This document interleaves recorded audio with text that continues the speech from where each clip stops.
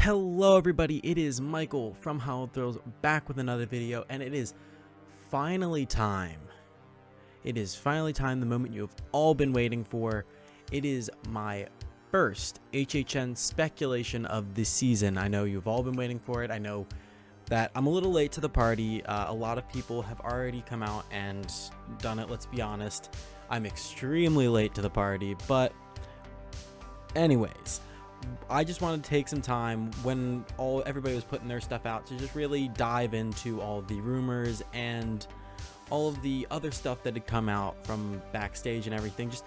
I just really wanted to take my time to create my own opinions on everything and just really decide whether or not I agree with stuff that had come out or not. But before we get into all of that, make sure that you are subscribed and have the bell notification turned on to get notified whenever I post a video. And also, while you're down there, go into the description and follow both my Twitter and my Instagram at Hallowed Thrills. I'm trying to be more active over there, just so you can stay up to date on stuff that I'm making. And also, while you're down in that description, why don't you go and pick up some Hallowed Thrills merchandise from over at my TeePublic. It really helps support the channel and allows me to continue making videos for you guys. But now, without further delay, it is time to get into speculation mode. So the first thing that I want to cover right out of the gate, as of now, do I think HHN at Universal Orlando is going to happen this year? Yes, without a doubt. I do think that it will happen this year as of now, bearing any major changes with the current pandemic that is still going on.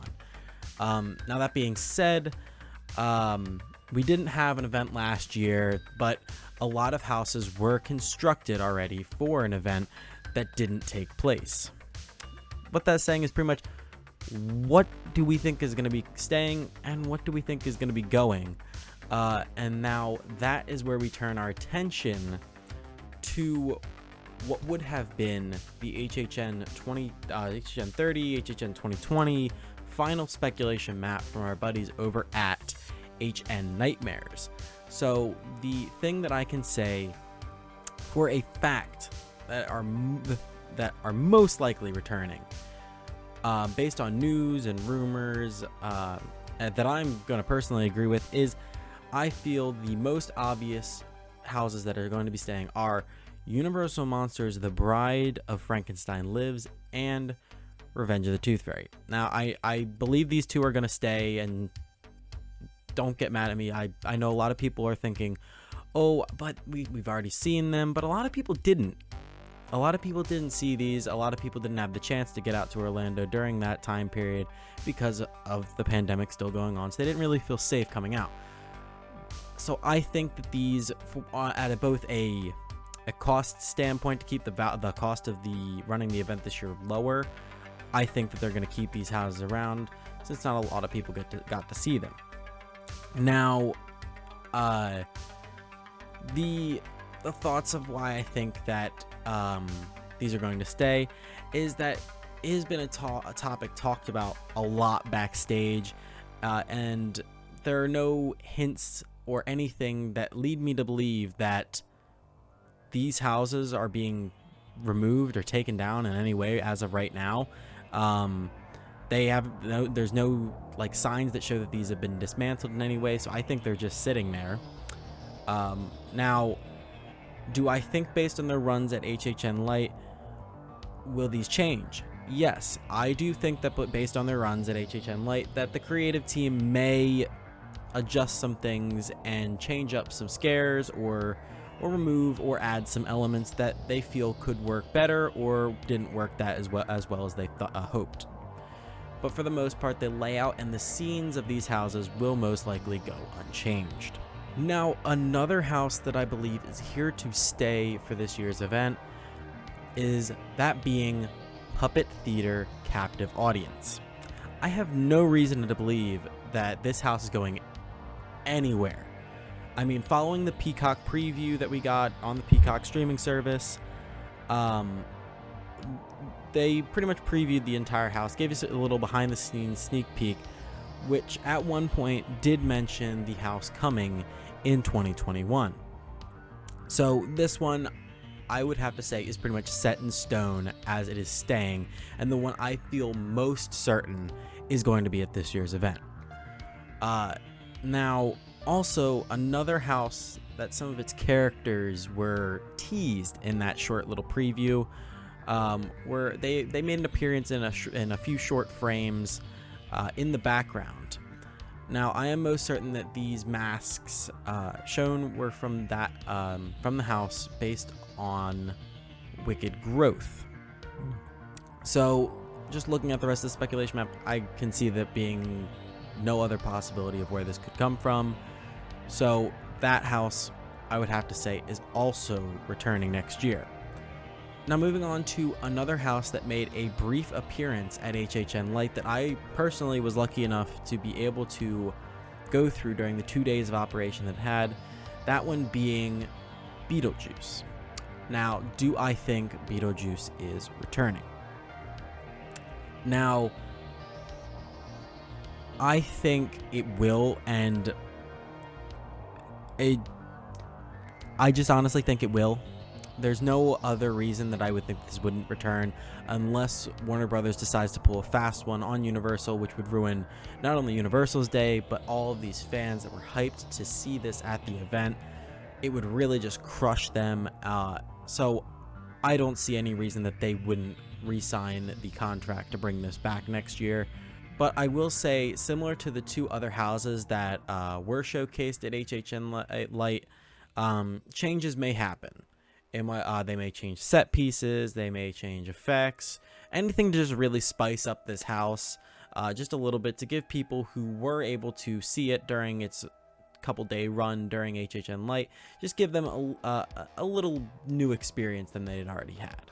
The last two houses I see returning, first being Icons Captured, which this house shares a soundstage with Tooth Fairy, and from what I've heard from rumors backstage, that this house is still up, as there hasn't been any rumblings in that soundstage since its doors closed following the end of HHN Light.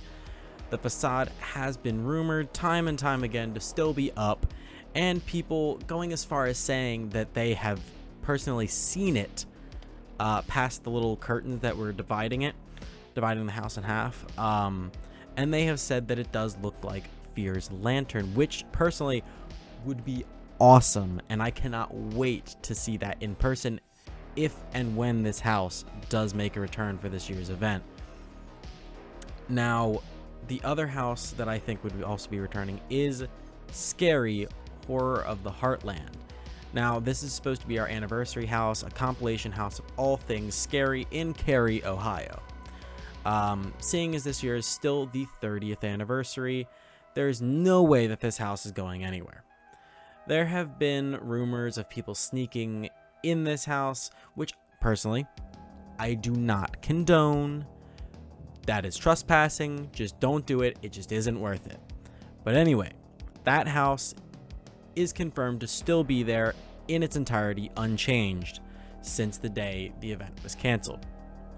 There have been a few rumors of the Cary originals that are supposed to be in that house, making up that house, which at this moment I will not spoil for you guys. But now that we have covered all the houses that I am most certain are staying, let's talk about the houses and speculate the last three houses that are remaining that I do not think are going to be coming back. The first house that I do not believe is going to be returning that we will talk about is the one everybody and their mother knows is not returning to the event this year, that being Billie Eilish, which, following reports of her marketing team pulling out of her out of the event, and after it was canceled, rumors started surfacing about the house being torn down, which then, following up, a few key props were seen being sold on Facebook.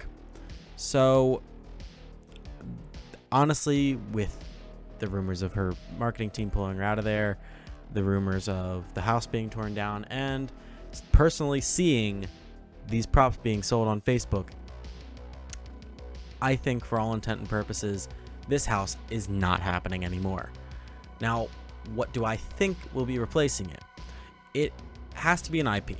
following us knowing that it was supposed to be in the Shrek Theater, which is a very small space, I think one of our rumored scare zones may be taking its place, and that is Creepshow. This makes as the most sense, as it'll save some money. It'll allow them to use an IP that they already had in the bank, without having to find another IP, and it's small enough to fit in this location, and I think this location could fit Creepshow very well.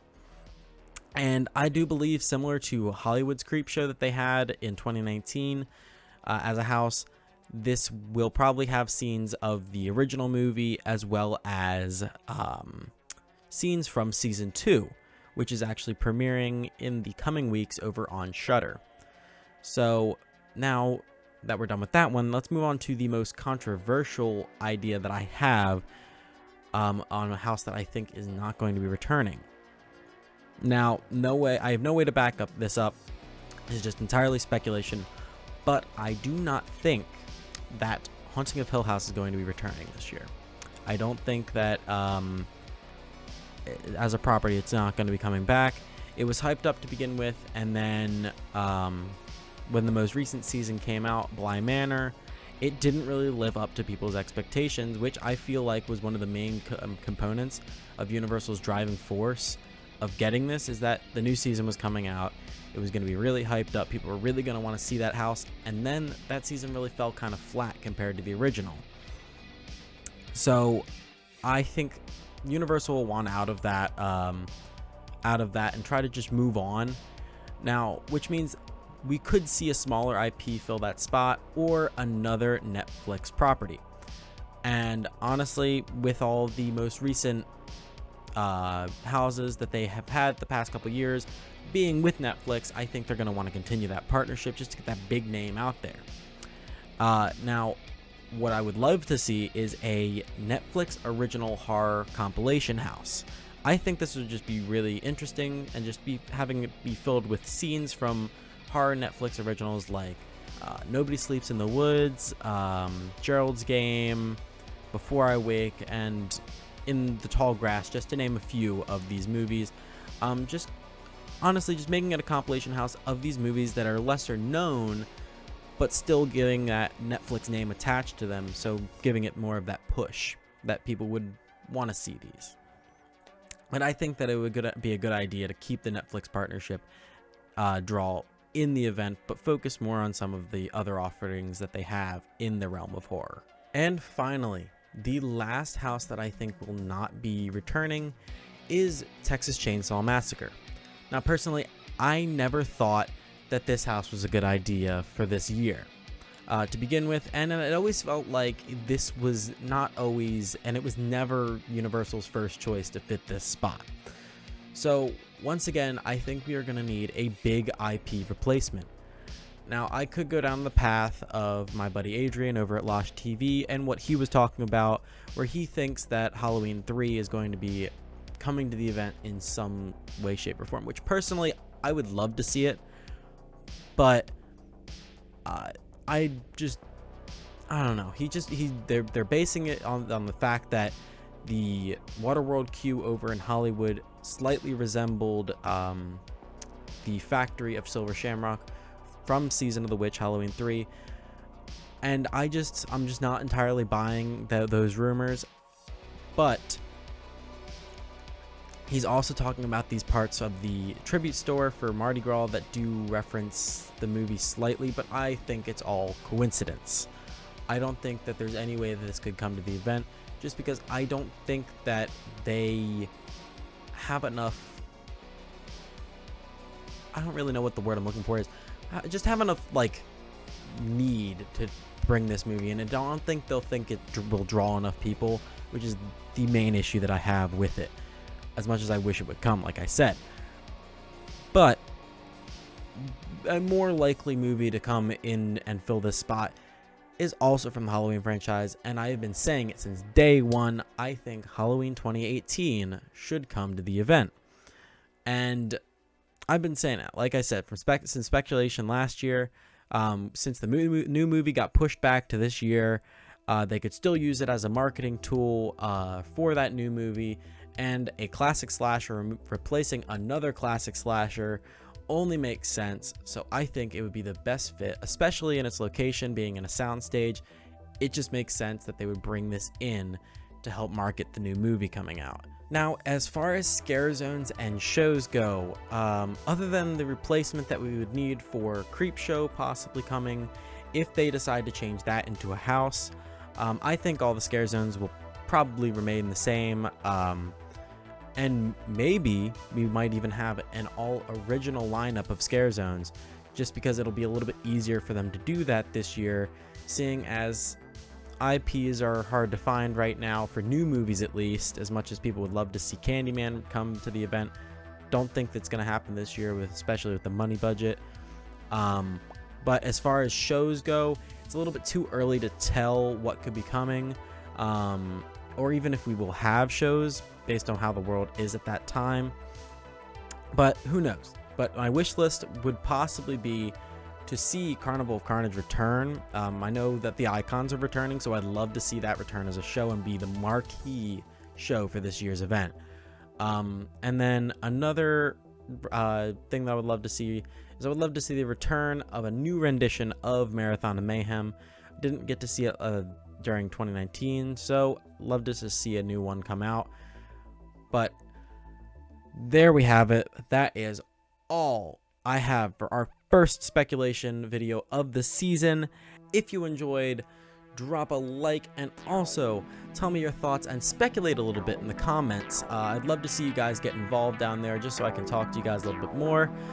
But as always, I've been Michael. This has been Hollow Thrills, and I'll see you guys next time.